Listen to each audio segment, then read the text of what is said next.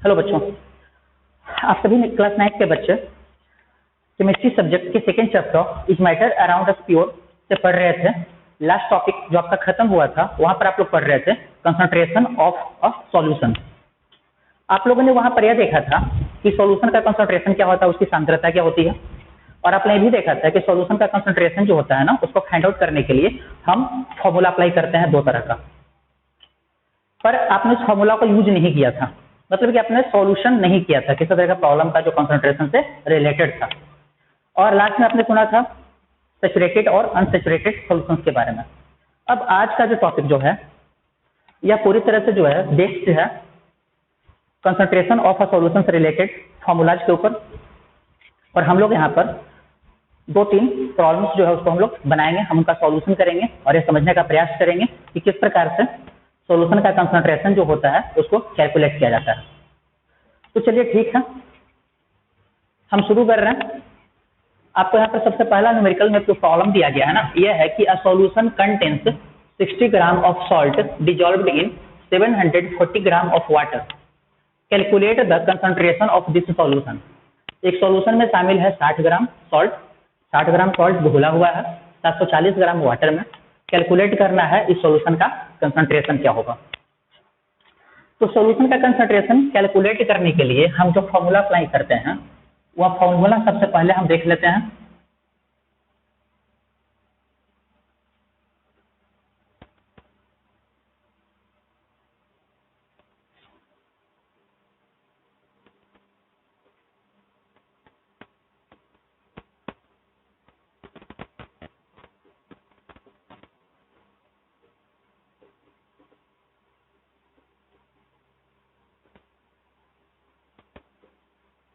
ठीक है, तो जो फॉर्मूला हम अप्लाई करते हैं यह फॉर्मूला है concentration of solution is equal to mass of solute by mass of solution into 100।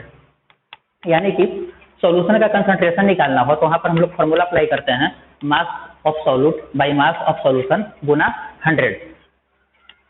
अब यहाँ पर हम देख रहे हैं कि ये जो फॉर्मूला है इस फॉर्मूला को अप्लाई करके हम निकाल तो सकते हैं कंसंट्रेशन, बट इसमें हमें क्या क्या भरना होगा ना, इसमें हमें एक तो सॉल्यूट का मास देखना होगा, दूसरा सॉल्यूशन का मास। ठीक है, इन दोनों चीजों को हमें देखना होगा।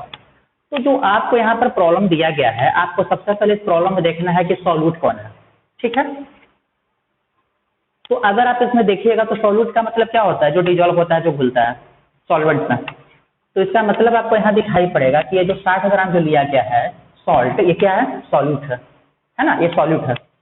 तो हम यहाँ लिख सकते हैं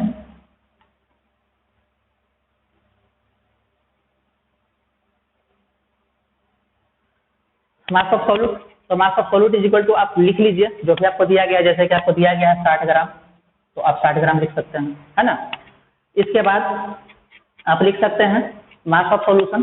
तो mass of solution is equal to क्या होता है, mass of solution is equal to होता है mass of solute plus mass of solvent. यानी कि सॉल्यूशन में तो आपको पता है कि दोनों शामिल होता है, सॉल्यूट भी और सॉल्वेंट भी। तो दोनों के मासेज को हम क्या करेंगे, जोड़ देंगे, उसको ऐड कर देंगे, तब हमें सॉल्यूशन का मास मिलेगा।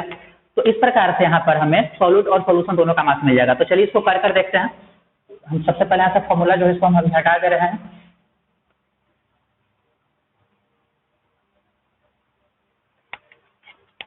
और सबसे पहले जो आपको गिवन है, यानी कि जो आपको दिया गया है वो हम पहले लिख लेंगे।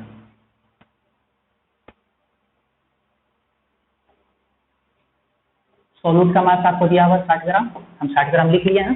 ठीक है, इसके बाद लिखते हैं मास ऑफ सॉल्यूशन।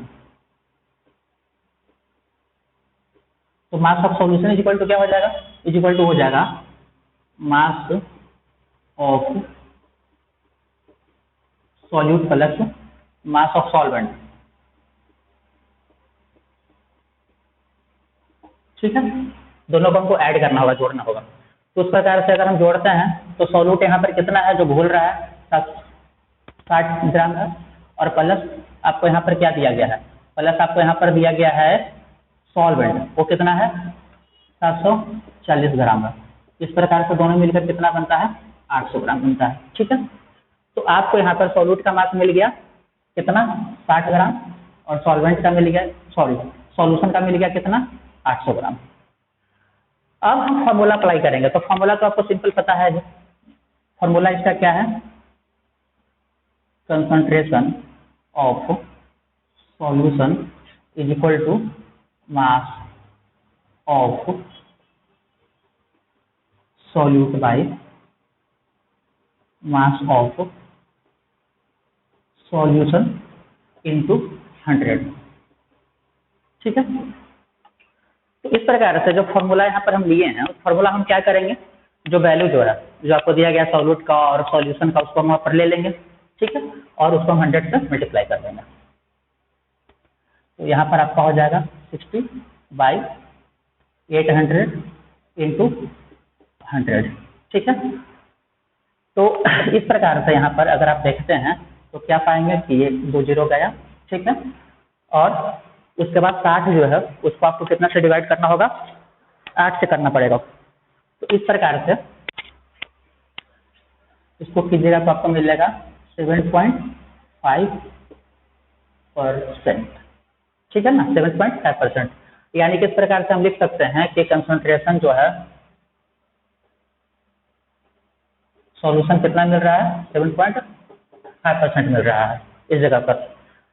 तो यहाँ पर जो सॉल्यूशन का जो कंसंट्रेशन जो आ रहा है 7.5%, यह हमें बता रहा है कि यहाँ पर हम कह सकते हैं कि 7.5% जो है ना, यह बाई मास है। ठीक है ना, 7.5% यहाँ पर क्या होगा? बाई मास होगा इस जगह पर।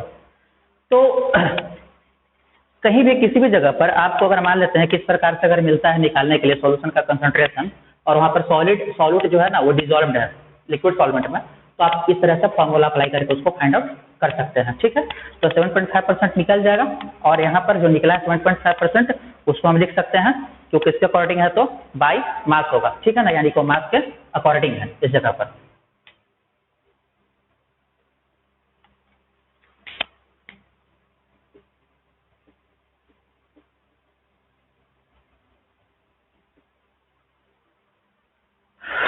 चलिए, तो पहला आपका न्यूमेरिकल्स जो था वो सॉर्ट आउट हो गया।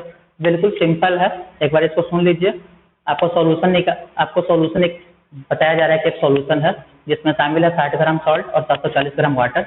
आपको कैलकुलेट करना है उसका कंसंट्रेशन। तो कुछ नहीं करना है, सबसे पहले आप सॉल्यूशन करने में क्या की शुरुआत कीजिएगा, कहाँ से, कि सबसे पहले आपको सॉल्यूट का मास लिख लेना है, सॉल्यूशन का मास आपको निकाल लेना है, दोनों को जोड़ दीजिएगा सॉल्यूट और सॉल्वेंट का, और उसके बाद आप यहाँ पर कंसंट्रेशन सॉल्यूशन का है उसके लिए क्या कीजिएगा, फार्मूला अप्लाई करके मास of solute by mass of solution into 100 आप उसको डिवाइड कर दीजिएगा। ठीक है, तो आपको इस प्रकार से यहाँ पर एक फिगर मिलेगा जो उस सॉल्यूशन का कंसंट्रेशन होगा।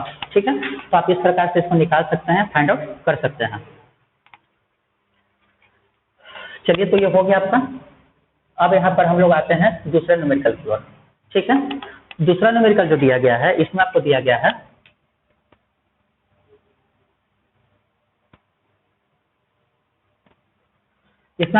है कि if 220 gram of sodium sulphate is present, 220 gram sodium sulphate जो है ना उपस्थित है, प्रेजेंट है, कितना में? 1100 ग्राम एक सॉल्यूशन में। तो आपको कैलकुलेट यहाँ पर क्या करना है, कंसंट्रेशन ऑफ सॉल्यूशन। ठीक है, यानी कि आपको दिया गया कि 220 ग्राम सोडियम सल्फेट जो है एक सॉल्यूट के रूप में उपस्थित है, प्रेजेंट है, किसमें? 1100 ग्राम एक सॉल्यूशन में। तो आपको बताना है, कैलकुलेट करना है कंसंट्रेशन उस सॉल्यूशन का। तो ये बहुत ही सिंपल है, बहुत ही आसान है। सिंपल कैसे है? सिंपल ये है ना कि इसमें आपको सॉल्यूशन पहले से ही दे दिया गया है कि सॉल्यूशन का कितना है, आपको मास पहले से ही दिया हुआ है।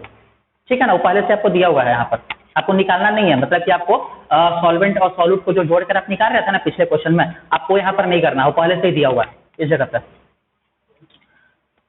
तो कुछ नहीं करना है, बस शुरू कीजिए सॉल्यूशन,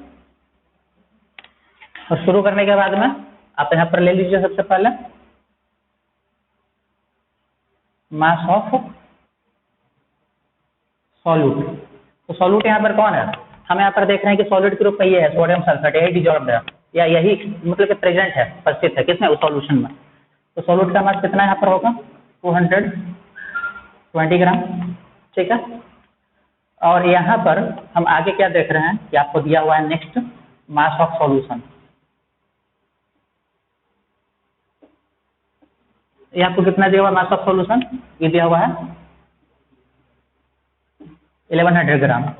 ठीक है, अब आपको निकालना है क्या, अब आपको निकालना है कंसंट्रेशन, ठीक है ना, आपको निकालना है कंसंट्रेशन ऑफ सॉल्यूशन, आपको यही फाइंड आउट करना है। तो इसमें क्या कीजिएगा आप, फिर से वही करेंगे, फॉर्मूला अप्लाई करेंगे, concentration of solution is equal two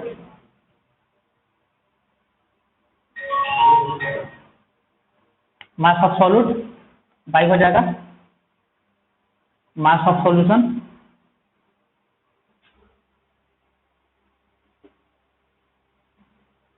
into 100, ठीक है।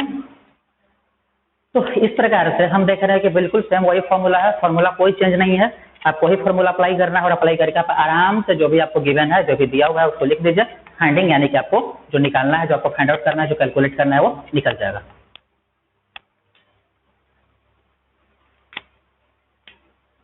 सॉल्यूट आपको दिया गया था कितना 220 ग्राम बाई सॉल्यूशन कितना हो जाएगा 1100 ग्राम गुना ये कितना हो जाएगा 100, ठीक है। तो इस प्रकार से जब यहाँ पर आप लगाइएगा तो इसको हम काटते हैं 2 बार में, तो आ गया कितना 20%, यहाँ पर आपका कितना आ गया 20% आ गया, ठीक है ना। तो इसका मतलब है कि कंसंट्रेशन जो है सोडियम सल्फेट का ये कितना है 20% है, ठीक है ना। यानी किस प्रकार से हम कर सकते हैं कि कंसंट्रेशन जो है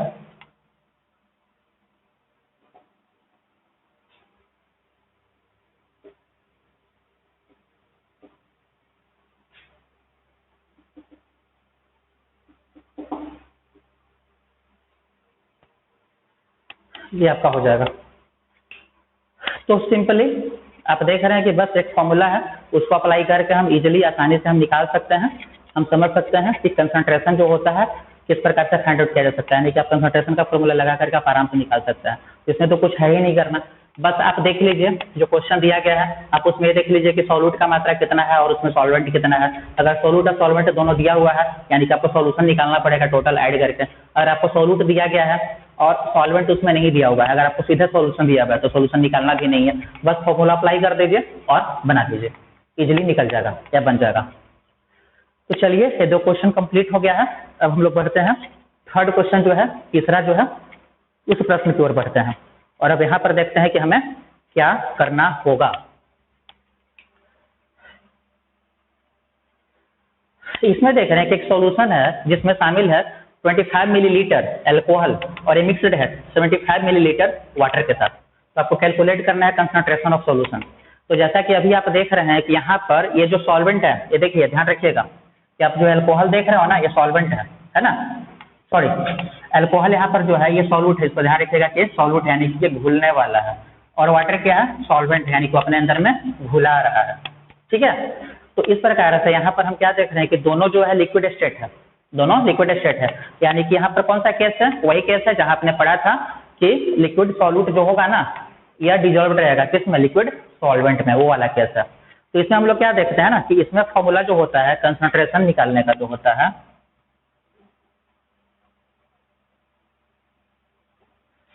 concentration of solution is equal to क्या हो जाता है वॉल्यूम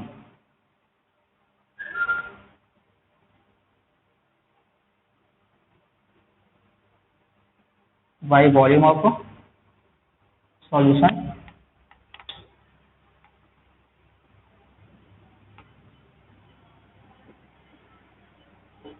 इंटू 100, ठीक है ना। यहाँ पर फॉर्मूला क्या हो जाएगा volume of solute by volume of solution into 100, ये आपका फॉर्मूला हो जाएगा।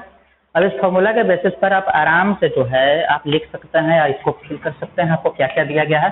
देखिए गिवन में आपको दिया हुआ है वॉल्यूम ऑफ सॉल्यूट आपको, यानी कि यहाँ पर देखिए मैंने पहले कहा था कि अल्कोहल जो है सॉल्यूट के रूप में है, तो हम यहाँ पर क्या लिखेंगे, हम यहाँ पर लिख लेंगे कि वॉल्यूम ऑफ सॉल्यूट यानी कि अल्कोहल कितना है उसको लिख लेंगे।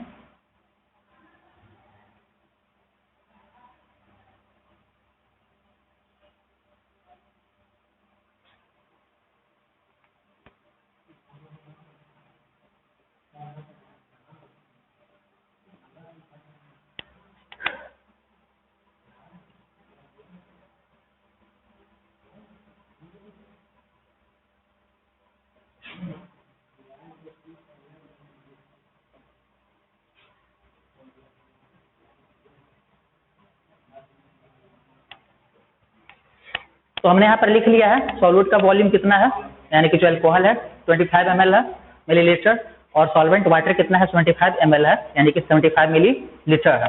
तो इस प्रकार से हम यहाँ पर निकाल सकते हैं, क्या निकाल सकते हैं, सॉल्यूशन का वॉल्यूम। तो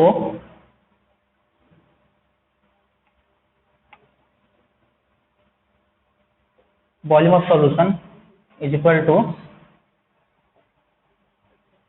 25 plus 75 is equal to 100 ml।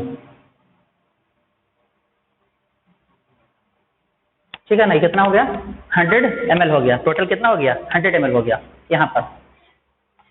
अब इसके बाद हम देख रहे हैं कि हमें सॉल्यूशन का वॉल्यूम मिल गया, और सॉल्यूट का वॉल्यूम तो आपको दिया हुआ पहले से था ही। अब हम इसको इस फॉर्मूला में फिट करेंगे, इसमें हम इसको मतलब कि बैठा करके हम वहाँ पर फाइंड आउट करेंगे, कैलकुलेट करेंगे, आराम से आ जाएगा, प्राप्त हो जाएगा आपको। तो आप यहाँ पर लिख सकते हैं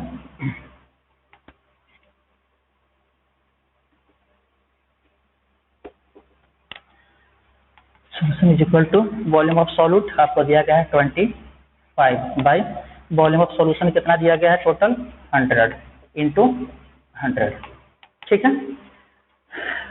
आप यहाँ पर जैसा देख सकते हैं कि 25 जो है आपको ml दिया हुआ था, क्या 25 मिलीलीटर आपको दिया हुआ था वॉल्यूम किसका, सॉल्यूट का, अल्कोहल का, और 100 ml यानी कि 100 मिलीलीटर किसका है वॉल्यूम, सॉल्यूशन का आया है।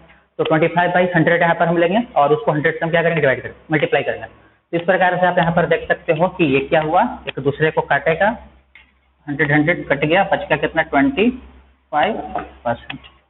25% के रूप में आपको यहाँ पर मिल रहा है। ठीक है, तो आप यहाँ पर लिख सकते हैं कि जो भी आपको 25% मिल रहा है ये क्या है, वॉल्यूम के अकॉर्डिंग है ना। तो 25% यहाँ पर क्या होगा, बाई वॉल्यूम। ठीक है, या इसको हम ऐसे भी लिख सकते हैं कि कंसंट्रेशन जो है अल्कोहल सॉल्यूशन का ये कितना है 25% है ना, यानी कि हम कह सकते हैं कि concentration of alcohol solution is equal to 25%। So we can say that concentration of alcohol solution is 25%। ठीक है, तो ये आपका हो गया।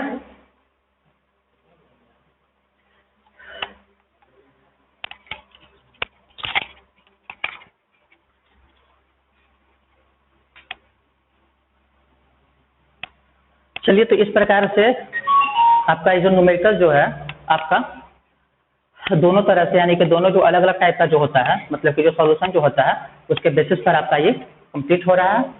चाहे आप सॉल्यूट को लीजिए लिक्विड सॉल्वेंट में, या आप लिक्विड सॉल्यूट को लीजिए लिक्विड सॉल्वेंट में, आप दोनों तरह से यहाँ पर देख चुके हैं कि कैसे हम फाइंड आउट कर सकते हैं, बना सकते हैं, यानी कि बहुत ही सिंपल सा तरीका है, कोई भी यहाँ पर कॉम्प्लेक्स तरीका नहीं है बनाने का।